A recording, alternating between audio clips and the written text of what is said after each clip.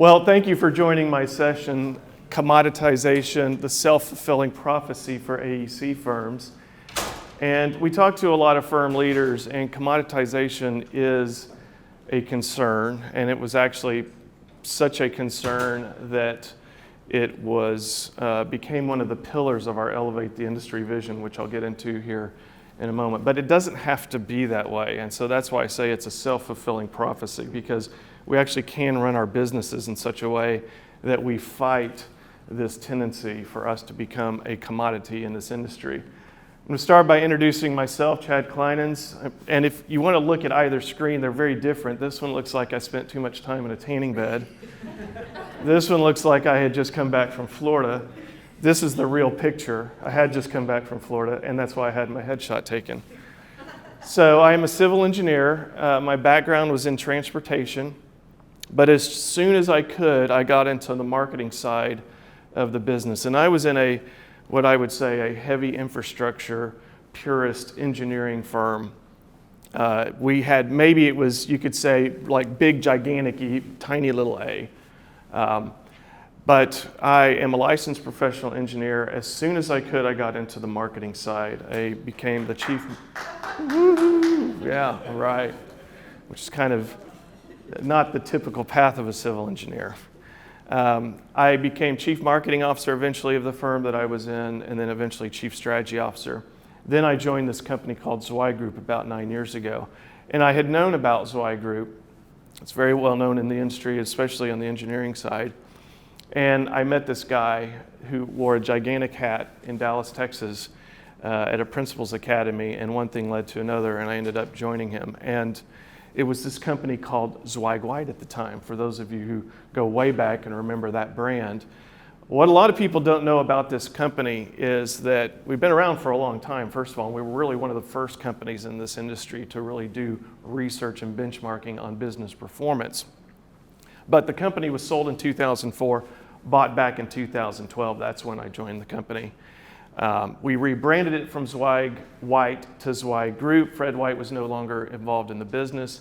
One thing that has not changed and will not change is that we're focused solely on architecture, engineering, environmental planning. We say AEC.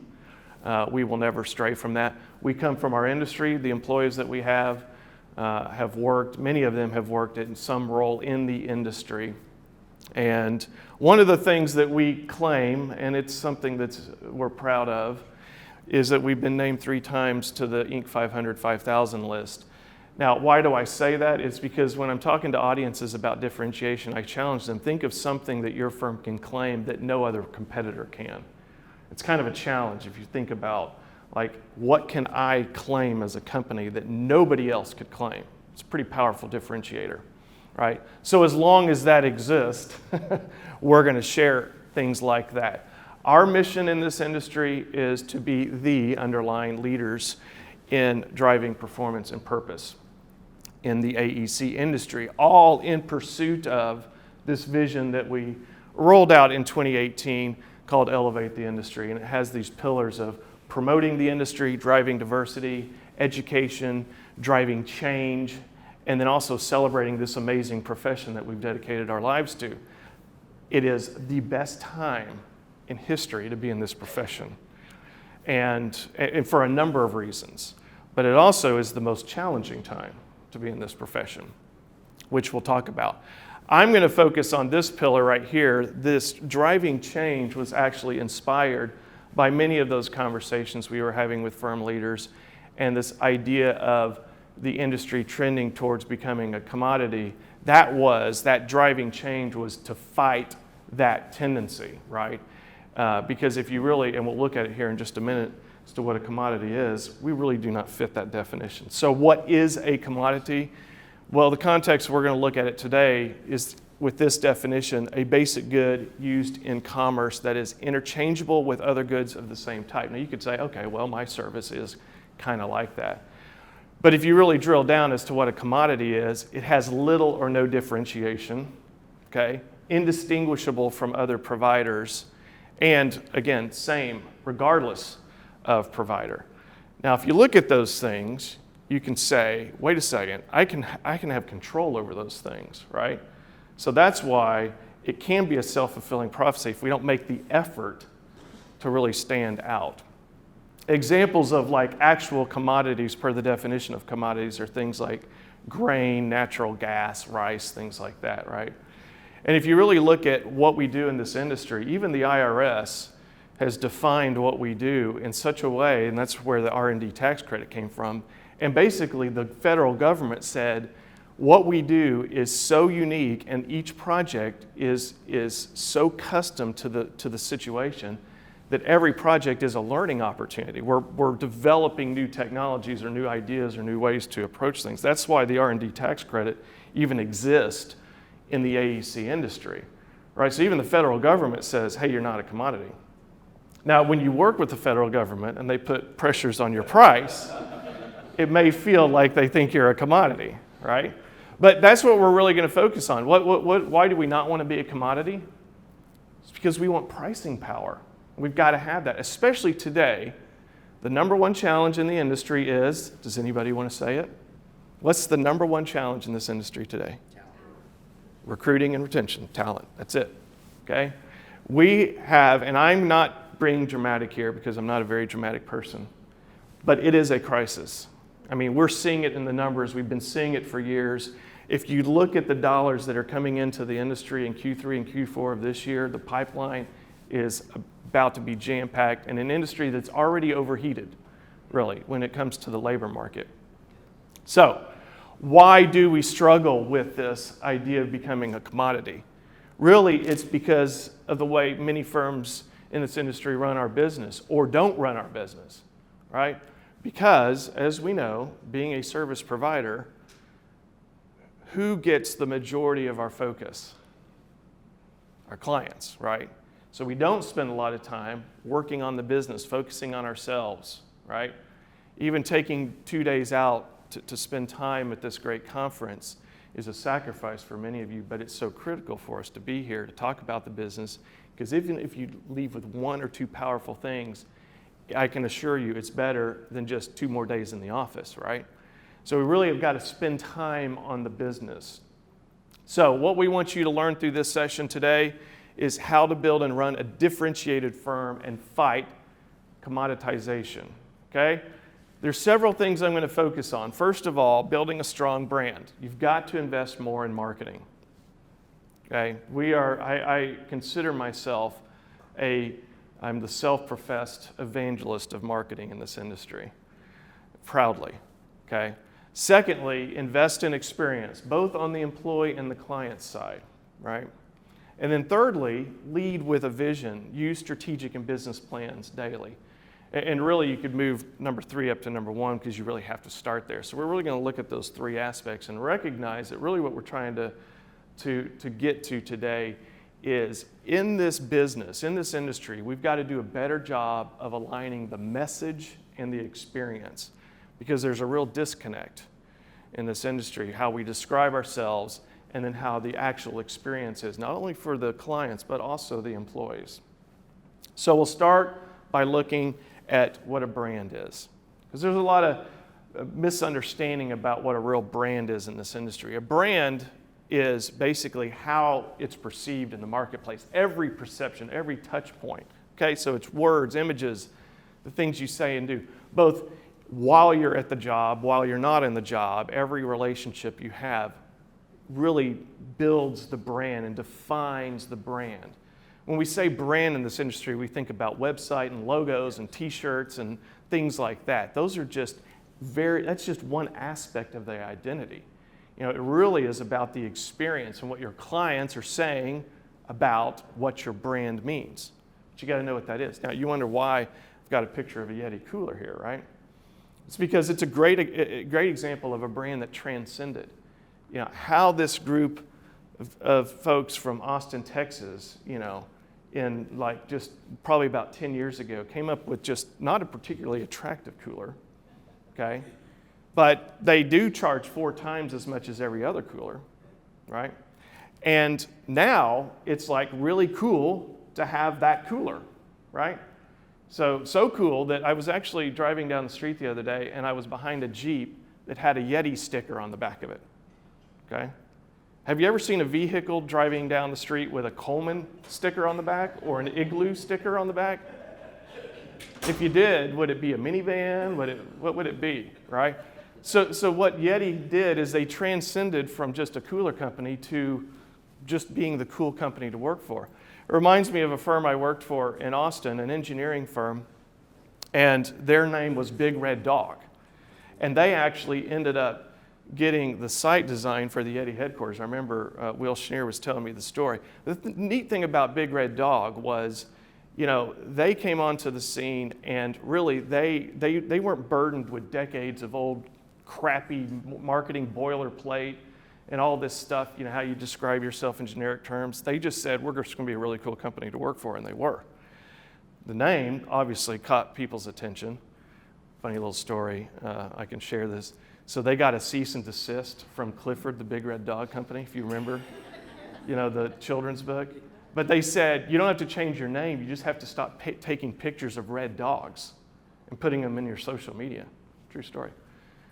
Anyway, so they ended up becoming a part of WGI. But that was a company that our experience with them, we could see how they just transcended beyond an engineering firm. It was just a cool place to work.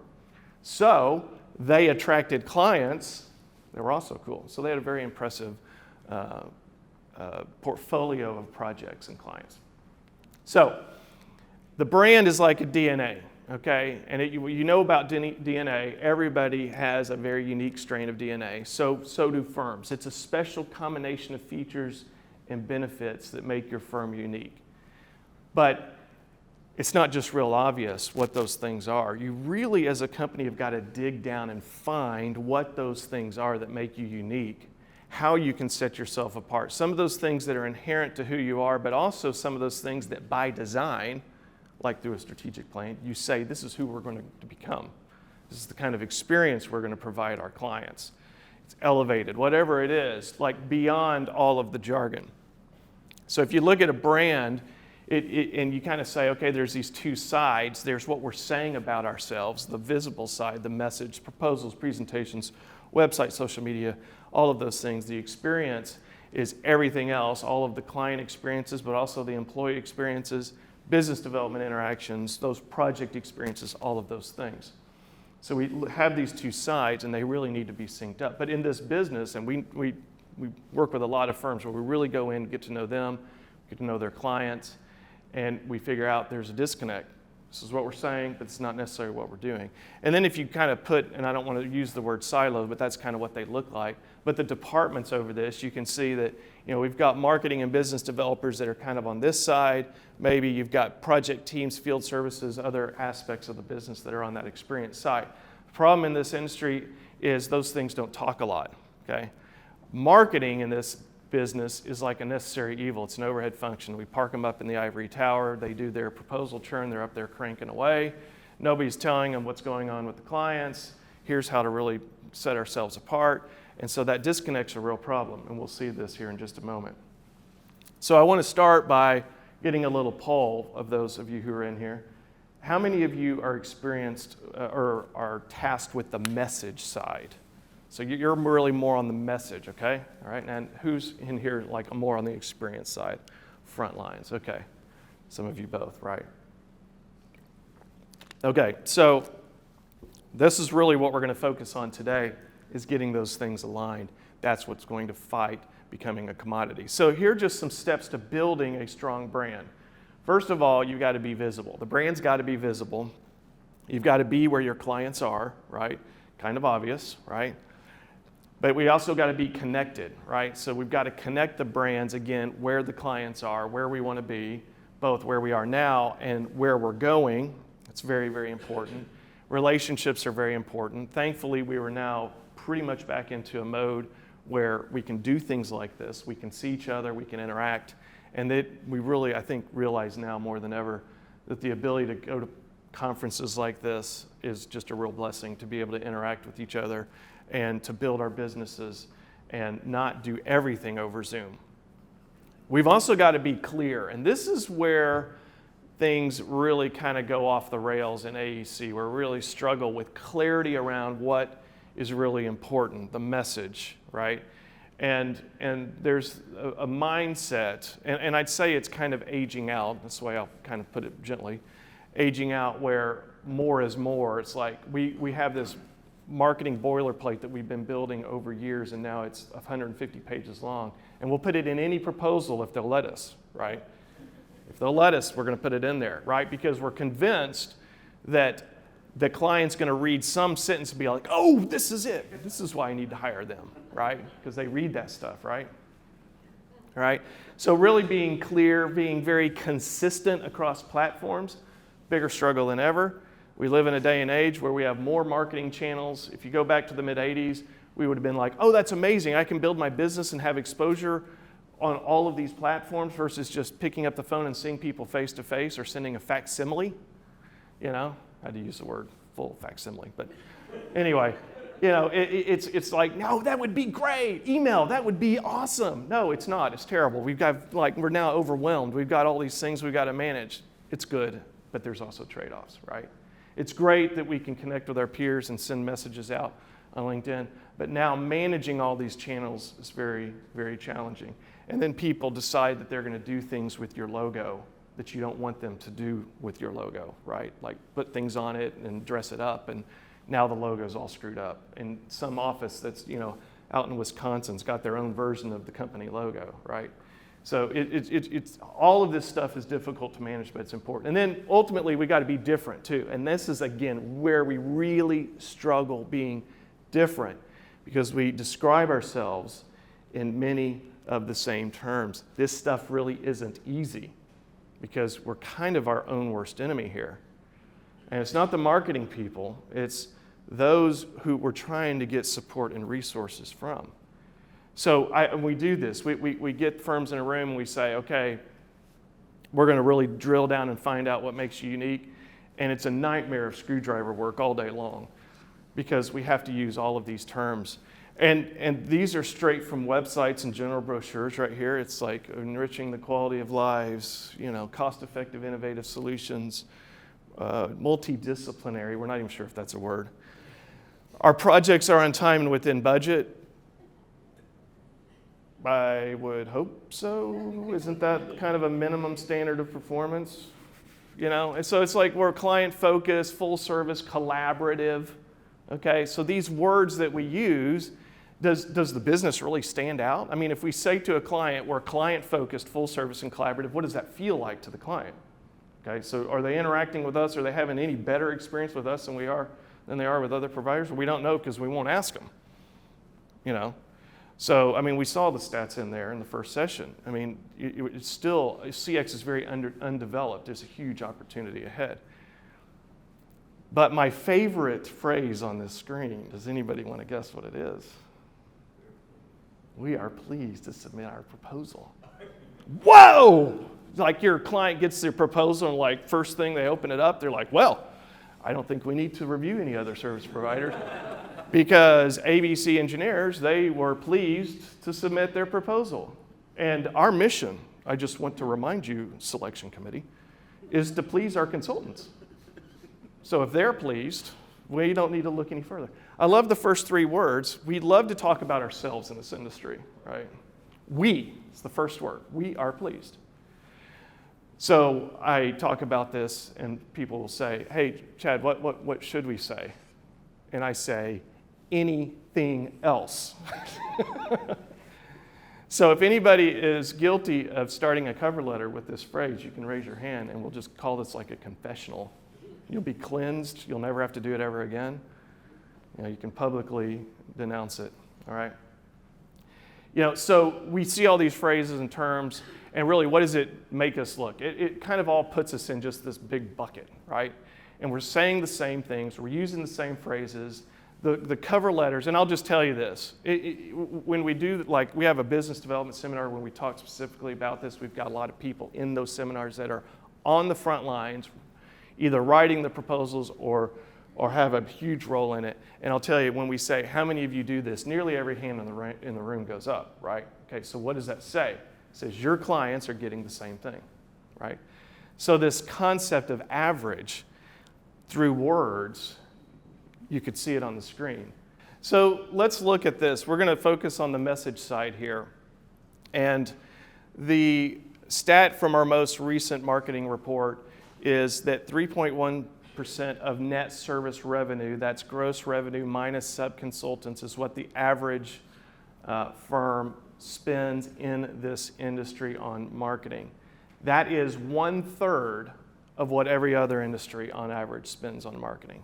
So in this industry, like I guess we say, well, we don't have a problem with marketing. We don't need marketing. We'll spend 1/3 of what every other industry spends, and we're okay with that. No, I'll tell you how it translates. It translates into too little of everything, and a very, I would say, just kind of a generic feel. Yes? Definition of marketing, is that all-inclusive marketing, business development conference? Good question. That does not include business development expenses. It includes pure marketing expenses. Marketing staff labor is the largest percentage of that. But its proposals, it is that aspect of marketing in a firm. Business, like actual business development, going out and taking people to lunch and things like that, that is a separate expense for the purposes of the survey, yes. Does that also include research and innovation? Because I've been a little surprised that when you were sort of talking about what you were going to cover, innovation hasn't really surfaced at all. Yeah, well, if you're talking about like R&D and probably some firms would put it in there. Some firms don't even really, they don't have it categorized correctly, right? Yeah, they say they're innovative or doing innovation, but they're not, that kind of thing. So it's how you define it, for sure. So the takeaway is, we're spending 1/3 of what other industries are, and it's not enough. What we say is spend 30% more than what the average is, and you're going to get measurable results.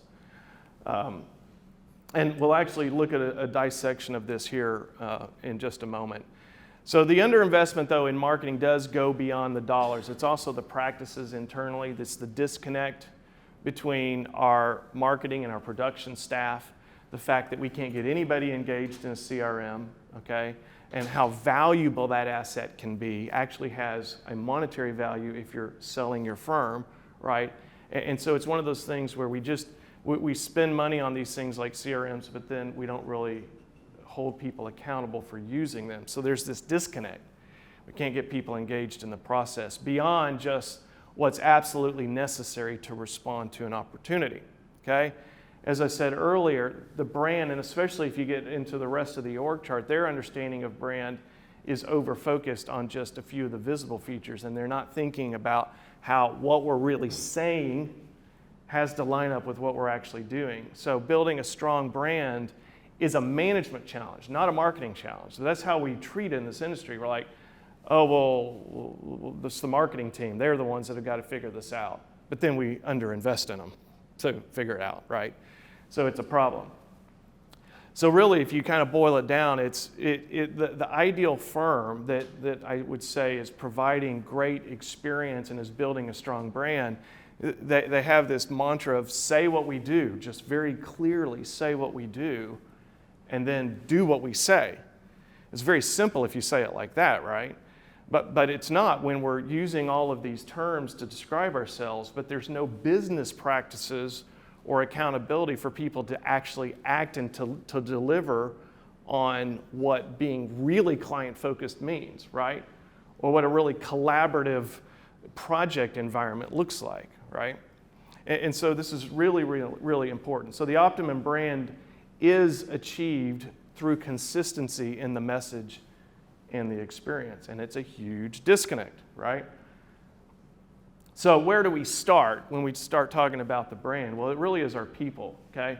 And I like this quote from Sir Richard Branson: clients do not come first, employees come first. If you take care of your employees, they will take care of the clients. And this is very, very true. And so we've really got to think about client experience and CX and EX can't really be separate. I mean, they're kind of all one thing, and they're highly interrelated. And in fact, I learned this from Client Savvy. It's like, not only does the client experience affect the employee experience affects the client experience, but it's actually reciprocal. So when the clients are happy, the employees have a better environment, right? So it really works together. So we'll look at this concept called brand equity. I like this for this industry because it's a measurable, and it really kind of quantifies what a brand looks like. And the definition of brand equity is it's a set of assets and liabilities linked to your company's brand that adds to or subtracts from the value provided to the clients, right? Okay, so the equation looks something like this: assets plus liabilities equals brand equity. So you can imagine all the things that are assets, right? Great experiences, delivered on heroics in a project. You did a project that is in the community, is revered, and you get credit for it. All of those great experiences. Liabilities are all of the things that go wrong, okay? And there's plenty of them. It's not just, oh, we had an accident on a job site and the media picked it up. There's mistakes in in some kind of a community project, or just minor things that happen during a project that only the client and the consultant know about. I mean, one of the things that really makes it challenging in this business is that we don't have a product with an exact formula or design. Everything is being delivered by people. People who have good days, people who have bad days, people who have personal emergencies, people who forget things, right?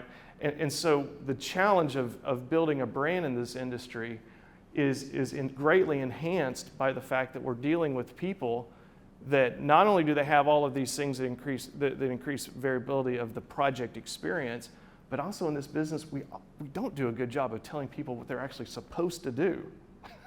And like what the real brand expectations are. They graduate from school, they go through the process, they become an engineer, an architect, a planner, environmental scientist, whatever they become, and their focus is more on the technical side and not like, this is what it takes to be highly and wildly successful in our company. So if we take this equation and we dissect it, yes, people, or you could say staff, are our greatest assets, but they're also our greatest liabilities. Ryan actually introduced this in the previous session, the research that came from our Best Firms to Work For survey, which that is the biggest employee experience survey in the industry. We get over 2.3 million data points from that each year on employee experience. And so those two things that Ryan shared about, their perception of a best firm to work for is, providing high quality projects. But what has rocketed to the top of the things that they're least happy about is my firm deals with underperformers, right? So our employees are really concerned about the liabilities, those are liability to the brand and to the great project experience. So it's a beautiful thing where we actually work with some generations now that are coming online that really, really care about this. And now we've got the data, it's just, what are we going to do about it, right? The brand equity side is, of course, largely going to be measured by the clients and how we're doing with our clients, right? So really what this equation does is it reinforces the importance of the employee and the client experience, because the brand, the value, the equity in the brand is just highly dependent on these things, right? It's not just how great our website looks or our proposals. It's really the experience on the employee and the client side. So we're going to look at the employee experience side. Our Best Firms to Work For program just closed for the year. It will be reopening for next year. The basis of it, though, is how we do all of our employee studies for firms. But it is the largest program in North America. It's the only national program for AEC firms. So this wealth of data that comes out of it is really probably one of the most powerful things. And it's actually way beyond an award. So the employee experience, it's every touch point the employee has with the firms. And you could almost interchange that with the client experience. It's every touch point the client has with the firm, right? So how the culture feels, how they develop, how they're affected by the client, everything all affects the employee experience. It starts with making employees feel valued, trusted, and respected. It starts with strategy, which we'll get to here shortly. The strategy's got to be very clear as to what we're trying to do with the company, what we value, how we're going to manage our employees, and the kind of experience that we're going to provide for them. There's a great deal of debate right now about how firms, where they stand on flexibility post-COVID, right? And I'll tell you that you're going to have to get that figured out, because that's kind of a game changer, one way or the other, for firms. Because with recruiting and retention being the number one challenge, you've got to do everything you can to retain your best employees and to recruit other employees. Fractions of a percent are going to make all of the difference in the future of this industry when it comes to recruiting and retention. And the winners and the losers in this war will be the ones that win by fractions of a percent in recruiting and retention, okay? But we've got to be clear with employees. They've got to know what we expect from them, okay? We've got to be clear on what is the brand promise, because that's the way our clients read it. When they read our proposals, when they have these interactions, when the expectations are outlined by whatever it is, okay, an interview, a proposal, or whatever it is, those expectations come across as kind of a promise or a brand promise. But the reality is, a lot of employees are disconnected, don't even really understand. Sometimes they don't even know what the proposal is really saying, but they certainly don't integrate it into the project process, right? So they've got to understand their role, they've got to be empowered to deliver, and that's why roles and responsibilities is so important. And org charts and organizational structure strategy in this industry is very weak. And that's an outcome of a lot of the strategic plans that we work with. So we focus on the employees. Why? Because the employee experience drives the client experience, but it actually drives firm performance. And we actually do have the research, the hard research on what investing in employees looks like and how the firm performs differently. And that is shown on this chart right here. So you can see all of these various metrics that we pulled, and this is the average performing firms, and then those are the metrics out of the best firms to work for group. That right there is hard evidence of investing in employee experience drives financial success. There's no other way to look at it. And I will tell you, what do the firms in this category also have when they have those kind of performance metrics? They have pricing power, okay? They have resources to invest in employee experience and client experience. They have the money, they have the ability to hire people to run a CX program, to actually and what we saw from this morning, what Ryan said is, when it comes to getting the data and really driving performance, you got to do more. You got to get more of the surveys out there to your clients, and then you got to do something with it, right? And we saw the success of firms that do both of those things trend very well. Well, then you invest in the employees, you're going to get the financial resources to invest on both sides, and it's just a beautiful thing. What goes on the overhead rate? The overhead rate, is that it's higher? Is it back office? They have more back office personnel there to help support the employees? Is that what we're seeing? Yeah, exactly. They're investing more on the business side of the business. Yeah, I mean, and that's the thing about this. So let me just get on a soapbox here for just a minute. We demonize overhead.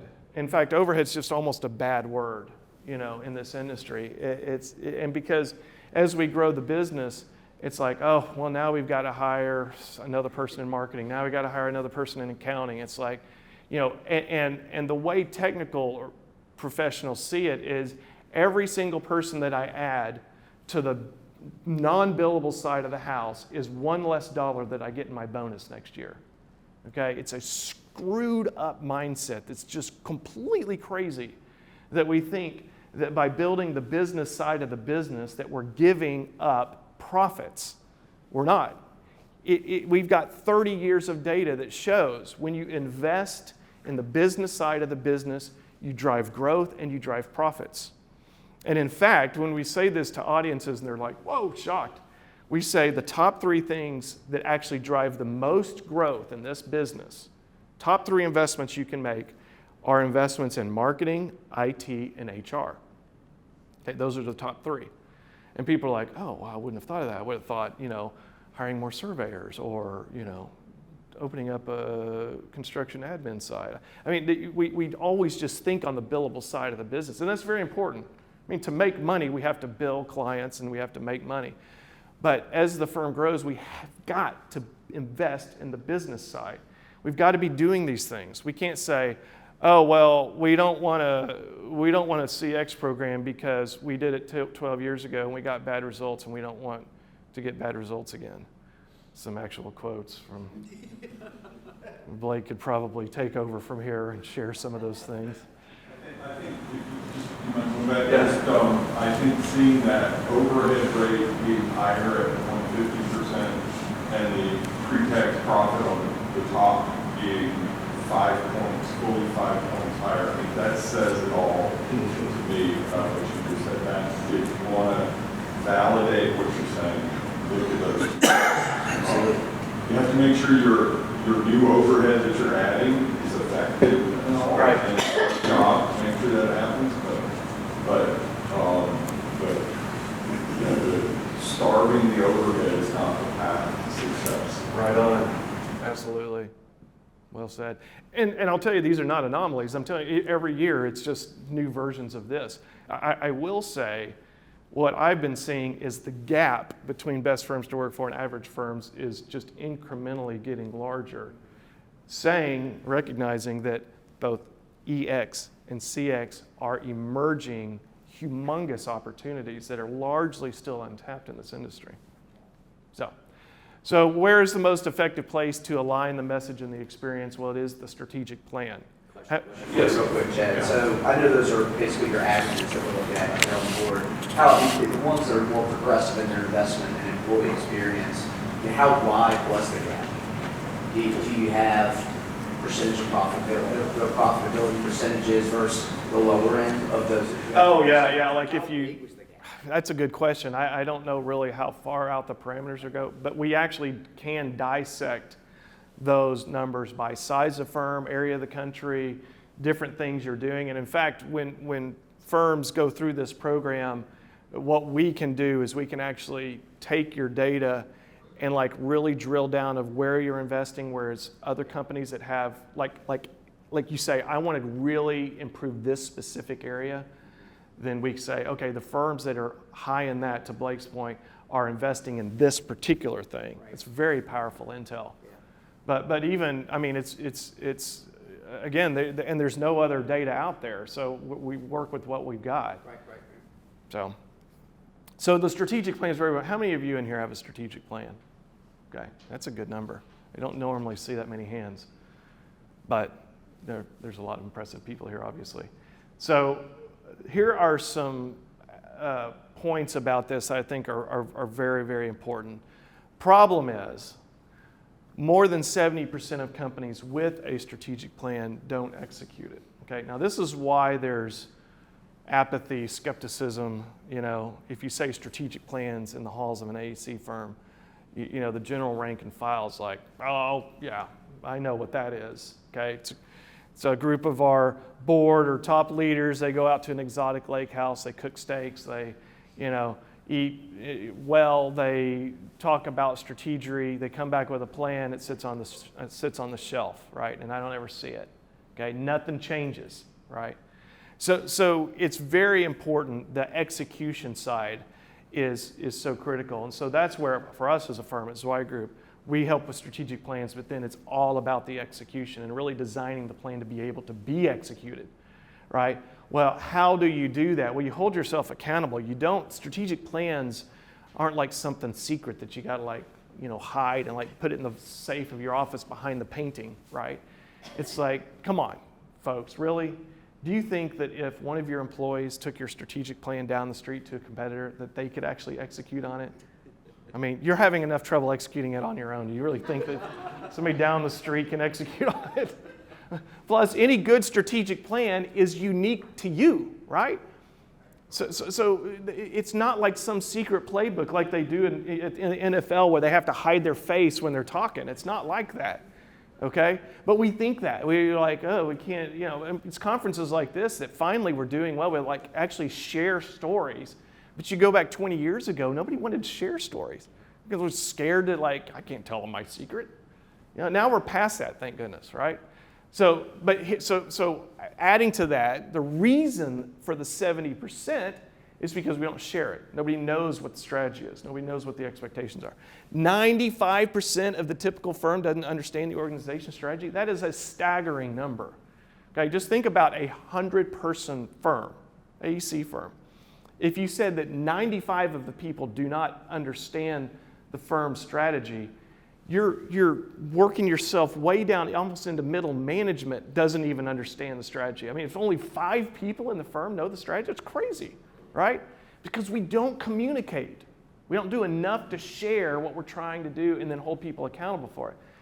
86% of executive teams spend less than an hour a month discussing strategy.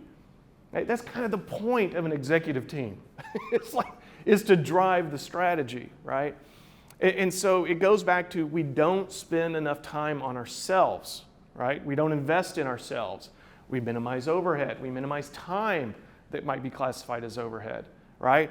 And so it's all about just the churn versus a further out looking, longer term vision of what we're trying to create.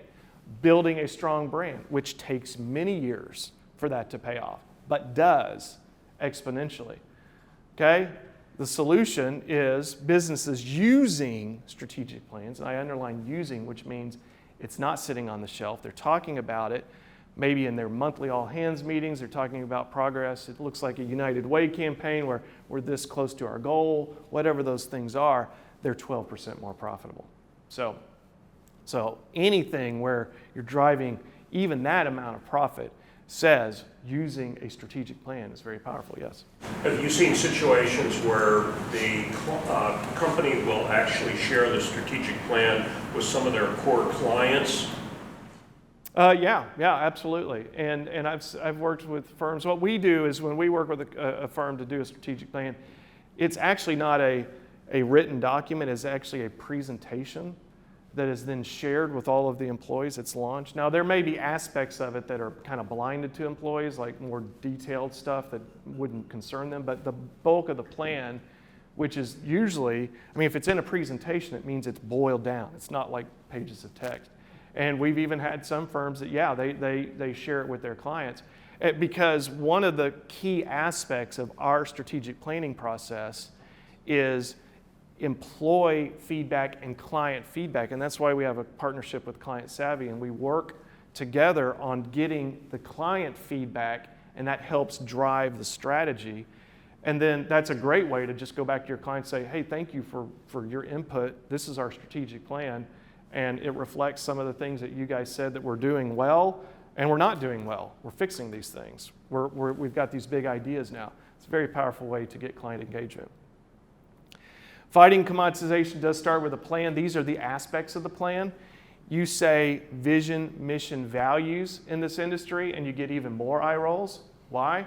Because nearly everybody's got one on their website. This is our vision, this is our mission. It's like uninspired. I don't know, we came up with that, And so we actually, when we work with firms, we usually redefine these, including this one. Mission is something that's timeless. That should never change, really.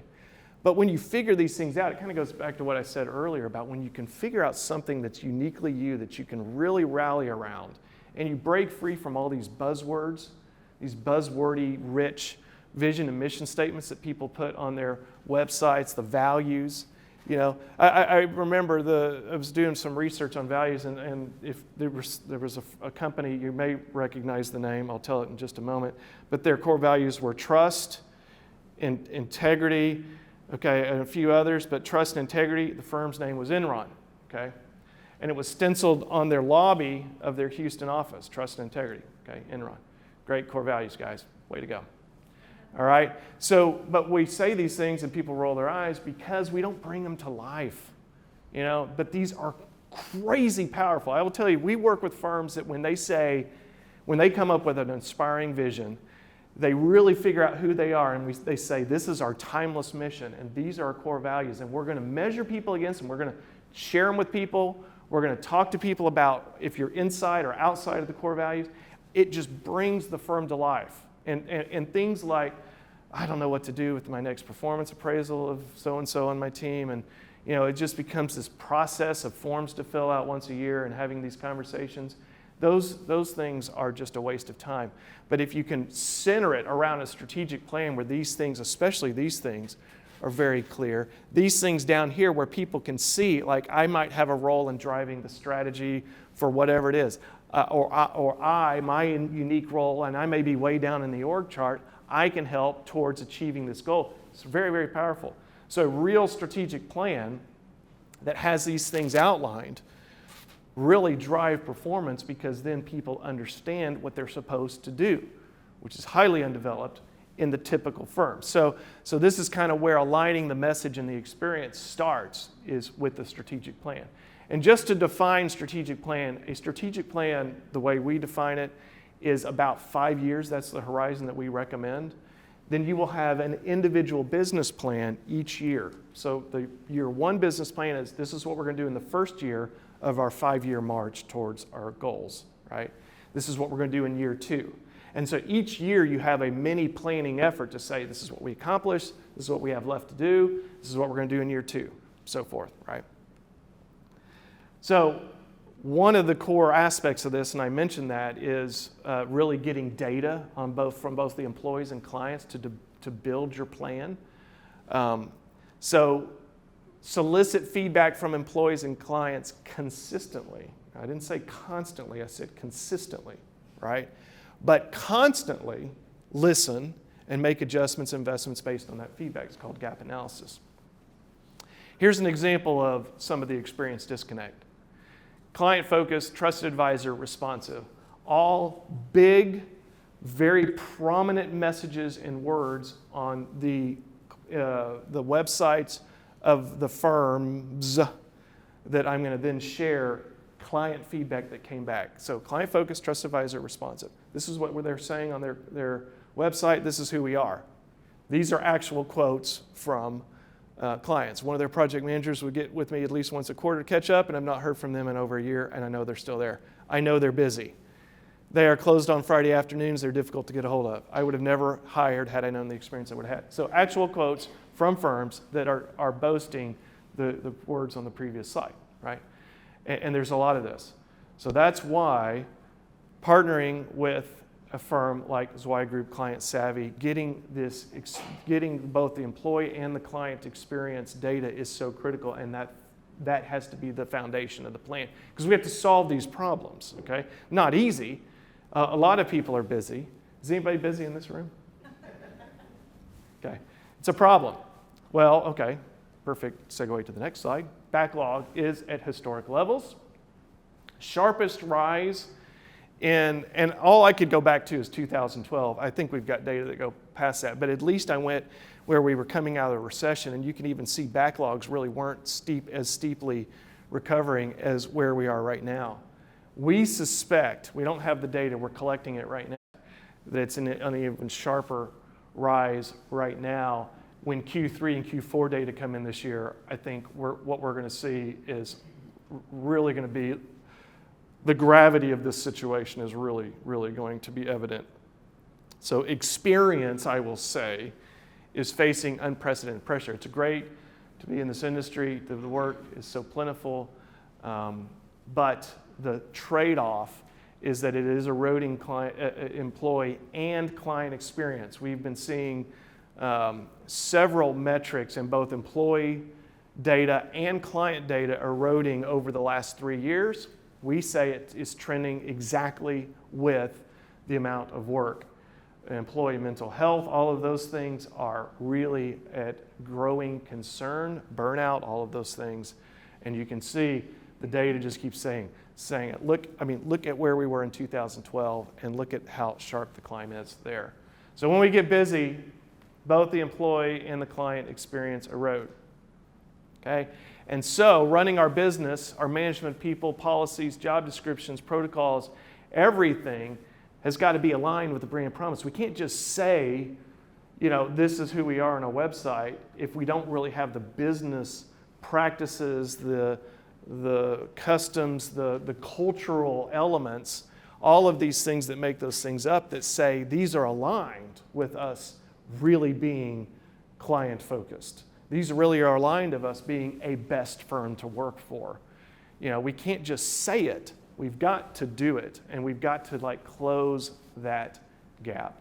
So what you need to do to fight commoditization today, review your employee and client feedback data and develop a plan to close the gaps.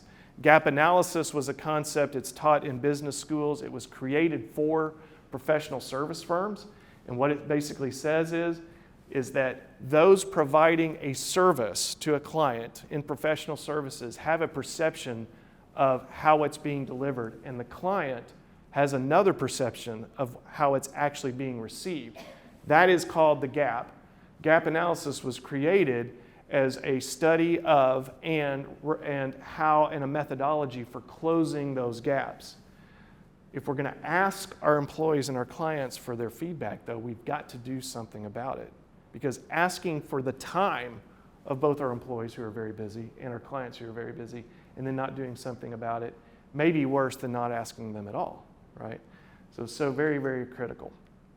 Bring your vision, mission, and values to life. Okay, these are just the definitions that we use for vision, mission, and values. And bringing to life means we use them. They're not just words on the website or in our general brochure. We're actually talking to people on a daily basis about the values. How are we doing on our goals? On some regular basis. Talk about a way to bring your meetings to life. Do any of you spend time in meetings that you don't find incredibly valuable? Okay, you're not alone. Okay, I would tell you, having a business plan framework is the best way to bring these meetings to life. I mean, you have goals you're talking about. How are we doing? And you're talking about progress. You're talking about the future versus the past. Because a lot of meetings that I sit in, we're reviewing the past. We're looking backwards, right? We're looking at reports and things like that. You really need to give your meetings a forward-looking perspective. Place intense focus on solving bandwidth issues, warning employee burnout and client issues ahead. I would say for a lot of firms, they're already here. But what we're seeing in the data is this is going to get worse. So heed the warning sign. And if you can't tell, my transportation engineer background kind of has something to do with the clip art, but anyway. Review all policies, protocols, customs, and identifying conflicts with the ideal brand promise. And so just think about the things that as a firm grows, you do tend to like create new policies, new rules and guidelines to protect the firm. Like, okay, now you can't spend more than X dollars per day on food, and then people are like, oh, well, then that means I can't, take a client. I mean, it's just like, it's crazy how people start drawing things to these rules, and it can actually stifle creativity, being a really entrepreneurial environment where we trust people to make decisions and not only take care of themselves, but their clients. So we could go on all day about that. Manage the assets and liabilities in your brand equation. Focus on aligning the message with the experience. Build a best firm to work for. If you want more information on this contest, let me know. Like I said, we just closed for 2022, but the program itself, you can still get into it and benchmark your data. Define and communicate clear expectations of what it means to build brand equity. Give people the information on what the assets and the liabilities are, what they need to be looking out for, and how they can influence that. Communicate, communicate, communicate. Rehab or remove people who are exceptions to your values and your brand, even if they are performers. It's hard to do with the limited bandwidth, but I will tell you, in every firm that we've been called into to help solve these problems, performance soared on the project team or whatever when we finally did what we knew we had to do, and that is get rid of a toxic person or somebody who is the target of that stat that you saw this morning of my firm deals with underperformers. That aggravation is growing. Break free from all the generic brand descriptors. Work harder to differentiate yourself. Cover letters, what you're saying in your proposals. Really get to the point and really talk about what makes your firm unique. If you can find those things that you could claim that nobody else can claim, they're so very, very powerful. Do not let the busyness, which I think a lot of us are suffering from right now, distract you from focusing on the long term. And we're seeing a lot of that right now. If you think about the focus of the business on the long term and what we're going to do 5 years from now, the difficulty in doing that is increases as the crisis of today increase, right? And so our perspective comes in the busier we get, and we're just focused on getting through today and getting through to tomorrow. But we really have got to do whatever it takes to give ourselves and the firm the resources to focus on the long term. Recognize the cycle and that you must not allow your brand to erode when demand is high. Right now, client needs us, demand is high, but everything cycles. The market life cycle does happen, it will happen. The client is going to have all the power again at some point, right? So the firm that excels in client experience today is the firm that will be the preferred provider tomorrow when this flips, and it will flip. We know it will flip. We're just in a very fortunate phase right now where it's highly delayed. Stop viewing marketing as investment. Marketing investment as an overhead expense. I've said this. This is actually the marketing staff ratio to total staff. You can see it hit a peak in 2015. Why did it have a sharp drop from 2015 to 2019? It's because that's when firms started getting really busy. I'm a little surprised, but also delighted that it has taken an uptick in 2020 and 2021. I actually thought this number right here was an anomaly. But when last year's data came in, I'm like, okay, I think we're getting it. We're finally figuring this out, okay? Here is the dissection of the industry average that I wanted to show you, that if you are a fast growth firm, so this is the dissection of marketing staff as a percentage to total staff. Fast growth firms means that they have grown 20% or greater for 3 or more years. High profit means that they posted a 15% or greater profit margin for 3 or more years. And then MEA winner, those are the winners of our Marketing Excellence Award. That program that we do annually, we will be awarding those this year in September in Las Vegas. So you can see really that, firms that really invest more in marketing, you can see that there. But also we can see that when we invest in marketing staff, drives performance. So all of these things, that's why they're not anomalies. They all line up, no matter how you look at the data. Align, and I really underline and emphasize that word align. Alignment is so critical in this industry, okay? Not only aligning the message with the experience, but also internal alignment as to what we're doing. And that's why strategic plans are so powerful, because strategic plans, just the exercise of a strategic plan, gets alignment. And so it's so very important. Align the message with the experience and empower employees to deliver on the brand promise. They must know what it is. So takeaways. We've got to create alignment across the organization. In message and experience, everybody's got to know what it is, what they're responsible for delivering. Everyone has a role in driving performance. The experience does start on the inside. We've got to take care of ourselves, okay, before we can take care of our clients. You must bring your strategic plan and the mission, vision, values to life to stand out in this business. And by the way, the bar is very low here. So it's good news. You just do it. Nobody else is, pretty much. No, I'm kidding. But the employee experience drives the client experience, and that drives brand equity, fighting commoditization, and providing, and this is a beautiful thing in this industry, pricing power. That's what we're trying to do. So, I know I went a couple of minutes over. Any questions? Yes? Just a tiny one thing. You showed on that marketing spend chart that it peaked around 2015. I'm just curious, why do you think that peaked and then dropped back? Great question. And the reason is coming out of the recession, a lot of firms were restoring marketing staff as demand was increasing. 2015 is when we kind of saw a tipping point where firms got so busy that then their emphasis on the rest of the staff, we saw that. So now it's like, I've got to get people to do the projects. So that's kind of was the tipping point for demand in the industry. And so the reason it decreases is because we just took our eye off the ball there, right? And we're not paying as much attention to that.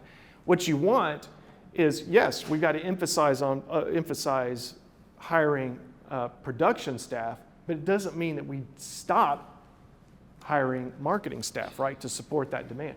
So we get comfortable in this industry. When demand gets to a certain level, we're like, all right, let's just get to work. And so that's why it's like, it's kind of a vicious cycle in this industry, because when we realize it's a problem, it's a little too late. It takes so long to develop new business. It's like, so it's almost like this is inverse sine wave that works against us.